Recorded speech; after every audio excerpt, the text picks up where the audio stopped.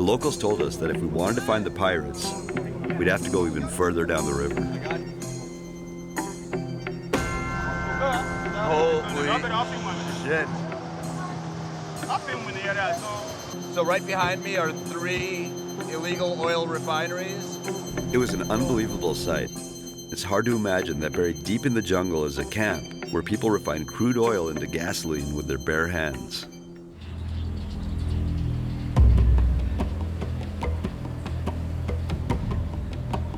We were finally approaching the refinery, where after the oil thieves hack into the pipeline somewhere out on the delta, they fill boats with the stolen crude oil and bring it to places like this along the river. So it really smells like oil right now. Just one guy on the side in the riverbed refining oil by himself, and it's just like coming down into the river. There's oil everywhere. It's surreal. Mr. Rowland was our local guide through this makeshift refinery. Okay, easy. You don't just go anyhow. I'm gonna stick with you, buddy. Yeah.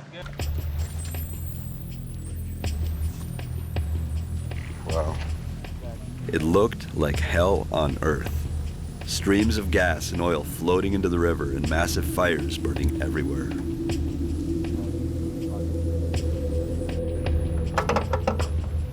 Okay, so Mr. Rowland, can you explain what this gentleman is doing? In those drums is crude oil, Yeah. and the vapor comes through the pipes into this structure, condenses the vapor that drops as kerosene. This is where the fuel, that is petrol, kerosene, diesel, comes out.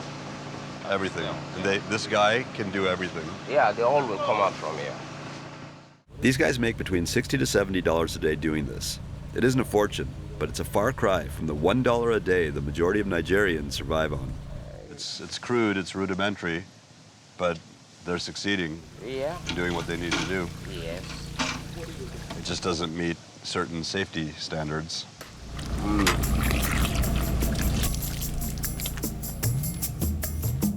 What is this? What am I standing in? This is the waste, the leftover, which is tar. You know, it's a mushy environment. It's the best way to describe it. It's a mushy environment of waste. In order to get the chambers to heat up enough to vaporize, they dump crude oil directly onto the fire. Control your fire. Holy shit. That is fucking... It's so hot that it pushed me back and I almost fell back into the tar.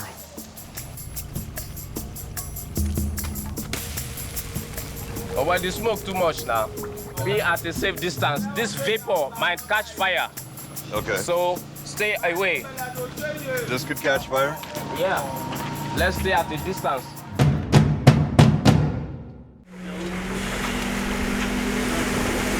Ready? You ready?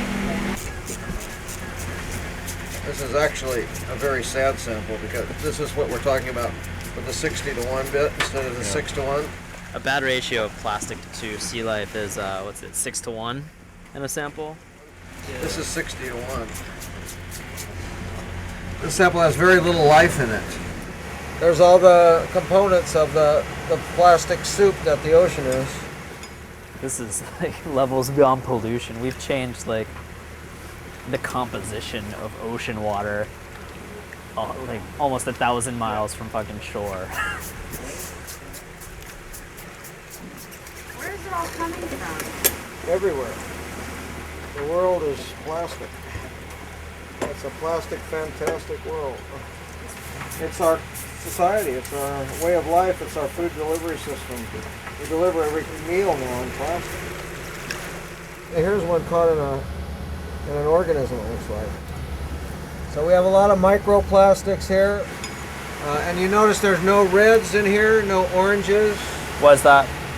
That's because these fish like to eat things that are red and orange, that look like shrimp, and birds eat them too. After an hour, the only thing we got are like two bugs. I don't think we would have seen any of these floating by. Yeah, no. What can she do? Watch out. Ah! I just want everybody to know this isn't just a pleasure cruise. We get our feet wet. We have to find ghost nets. Sometimes it's rocky out here. Get ready to work. We're gonna take down the sails. You want neutral? I got it. Relax. Look at this. It's everything we've been seeing the whole time. Why don't we walk down a little? Like, how far can you go from people and not have to, like, be wading through their shit? I guess the moon? I'm really about to have, like, a whole crying Indian moment here. Can you even imagine cleaning this up? Every little piece that you see here is fucking plastic.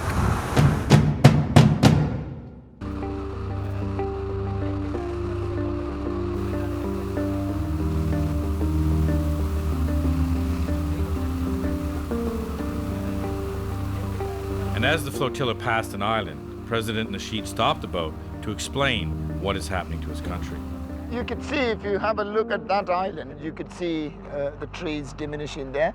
This island has suffered particularly badly. We would have to go into very heavy adaptation measures. Right.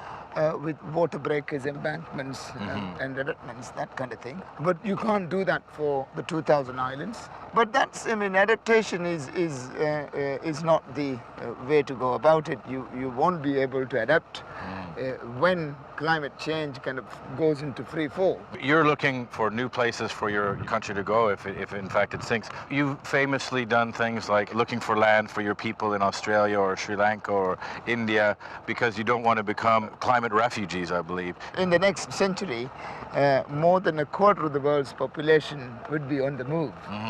And it would be fairly chaotic. What happens when bigger countries have the same problems and they can't go anywhere? Well, what happens when Manhattan sinks? Where do they go? All of them go into, middle of Texas, I don't know. Right. This is just not only our issue. What happens here happens to the United States and your people tomorrow. We cannot be so short-sighted in this. So if we don't do something to stop climate change, what happens? We die. There is, you can't cut a deal with Mother Nature. I mean, this is not arms control or this is not trade agreements. There is no plan B because there's no planet B. All right. You're not supposed to be in the water. You got all that shit in the water. You're really not supposed to be in the water. The fish catching you, will lock them up. So he's All right. out now. I'm getting out. Gonna take the sample. Make my way out of here. I can't believe you went in the water though. Alright. That was it. Hudson River swim. Fucking disgusting.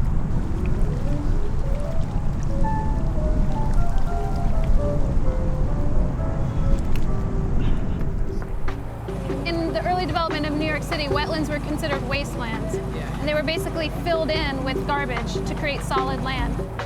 You have older cities like New York City and Albany and Yonkers where they used to build the wastewater infrastructure where the sewage and the storm water went through the same pipe. So when too much rain happened, it would overwhelm those pipes, and they didn't want all that rain and storm water to go to their sewage treatment plant and overwhelm the sewage treatment plant or back up into people's houses. So they just bypass it directly into their local waterway. And that's what happens in New York City when it rains. That's what happens in other cities around the country. The River Project has been systematically testing the bacterial content of the Hudson River for years now, so we took our sample to their lab to evaluate it for bacterial content that signifies the presence of fecal matter in the river. Hello. This is Nina. Hi, Nina. Hi. I'm Emerson. I'm here from Vice. I was swimming in it. Okay. I cut my foot on some rocks on the way. You think that's a bad thing? Did you wash it out? Not yet. You should probably wash it out. Okay. I'll take care of that Okay. as soon as possible. Yeah. All right.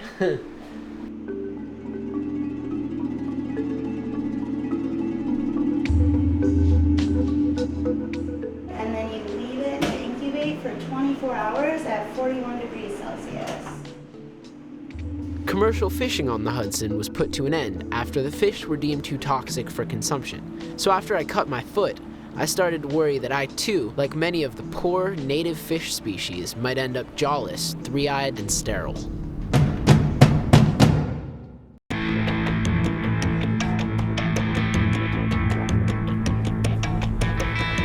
Como são madeireiros violentos, os fazendeiros ali são muito barra pesada, pode haver uma resistência, foi solicitado ao auxílio da Força Nacional e a Polícia Federal, que garante a segurança da operação. Ibama helicopters flew ahead of the convoy and spotted the sawmills through the trees. From the air, they saw 3 men trying to get away on dirt bikes.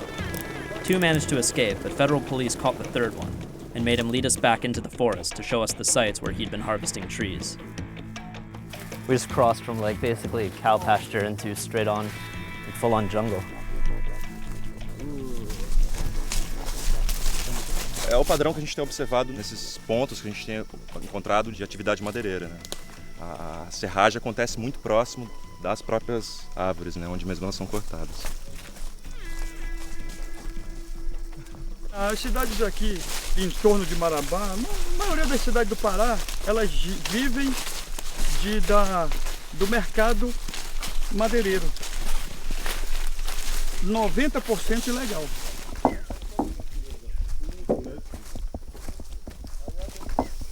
Aqui é a castanheira.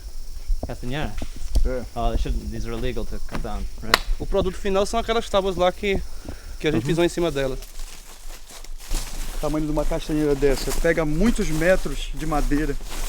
E além de ser o valor dela no mercado internacional muito alto. Agora não adianta nada a gente ficar fazendo todo esse trabalho aqui e a Europa e os Estados Unidos pagam $10 mil por um metro de... Porque vale a pena para esses caras aí que não tem nada. Porque se não tiver comprador, ninguém vai se meter aqui no meio da mata para tirar uma árvore dessa. Vai vender para quem? 6 months before Zé Claudio was killed, he was invited to Manaus to give a TED Talk about the Amazon. There, in front of the audience, just like Chico, he predicted his own death. Porque eu vou para cima, eu denuncio os madeireiros, denuncio os carvoeiros, e por isso eles acham que eu não posso existir.